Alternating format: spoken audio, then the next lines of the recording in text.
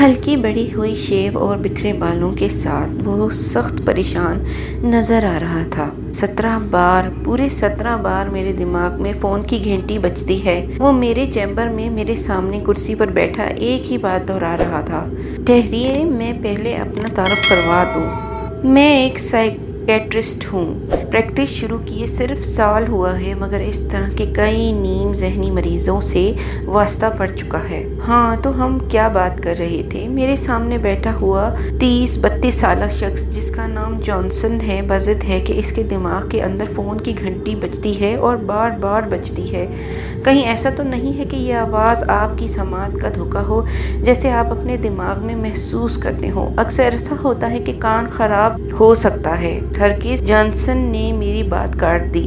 Phone کی گھنٹی میرے دماغ میں بجتی ہے۔ اس کی آواز انتہائی مکروہ اور تیز ہے۔ جب وہ بجتی ہے تو مجھے لگتا ہے میرا سر پھٹ جائے گا۔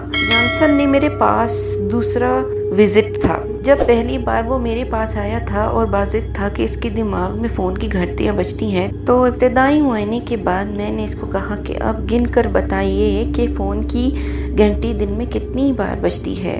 تو آج وہ گھنٹیوں کی تعداد 17 بتا رہا تھا۔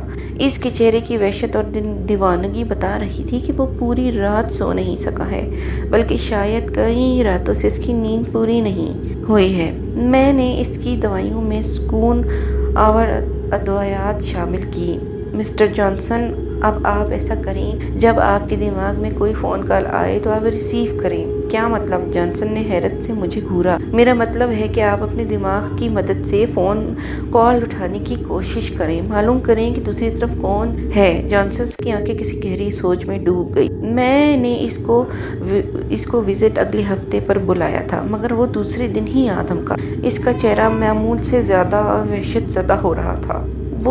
وہ سمنتھا ہے۔ کرسی پر بیٹھتے ہی وہ شروع ہو گیا۔ کون سمنتھا؟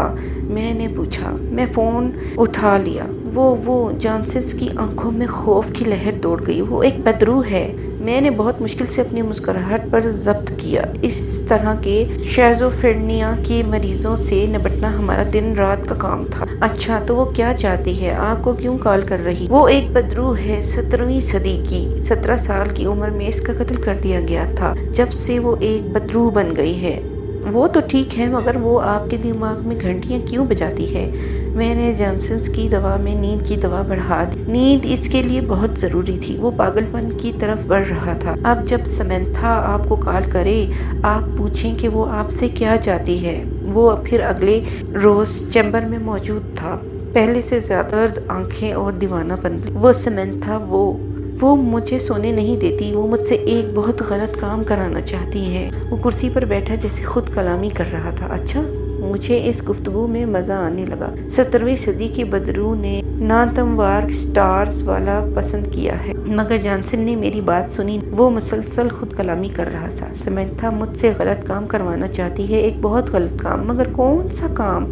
میں نے اس کی سرخ آنکھوں میں دیکھا۔ پہلی بار میرے جسم میں خوف کی لہر دوڑ گئی۔ اور بریکنگ نیوز! ایس ہنری، معروف سائیکیٹرسٹ، اپنے چیمبر میں مردہ پائے گئے ہیں۔ ان کے سر پر شدت سے زخم لگائے گئے ہیں اور وار ان کے کمرے میں رکھے فون سیٹ سے کیے گئے ہیں۔ پولیس کے مطابق زخموں کی تعداد 17 ہے۔ اس کے چہرے پر دیوانگی برس رہی تھی۔